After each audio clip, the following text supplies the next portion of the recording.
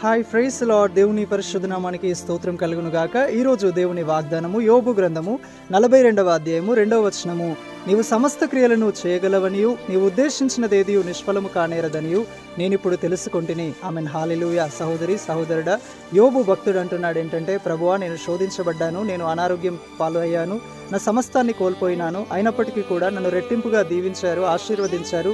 కాబట్టి ఇంకా నిన్ను లోతుగా తెలుసుకున్నాను. నీ క్రియలు గొప్పవని, ఉన్నతమైనవని, నువ్వు పడిపోయిన వ్యక్తిని కూడా, పాతాళం మట్టుకు పడిపోయిన వ్యక్తిని కూడా పైకెత్తగల సర్వశక్తిమంతుడవని, పగిలిపోయిన ఎలాంటి ఒక పాత్రనైనా నా జీవితం ఇంకా సరిచేయబడదు, నా జీవితం ఇంకా బాగు కాదు, నేను ఇంకా దీవించబడలేను, నేను ఆశీర్వదించబడలేను, నాకు కలిగిన అనారోగ్యము గొప్పది, చెడ్డది, డాక్టర్సే చేయి విడిచిపెట్టారు, దీనికి మెడిసినే లేదన్నారు, ఇంకా నా చుట్టూ చూస్తే భయంకరమైన లేమి, దారిద్ర్యత, కరువు ఉంది, వీటన్నిటిని మధ్య నేను నశించిపోతానేమో కానీ, నేను చనిపోతానేమో కానీ, నా పరిస్థితులు ఎప్పటికీ బాగు కానంత ఘోరమైన స్థితిలో నేనున్నానని మీరు కూడా అనుకుంటున్నారేమో. కానీ దేవుడు సమస్తమును చేయగలవాడు.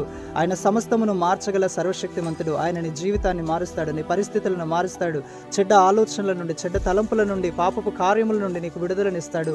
నీవు కలిగి ఉన్న లేమి నుండి, కీడు నుండి, నష్టం నుండి, దారిద్ర్యత నుండి నిన్ను విడిపిస్తాడు.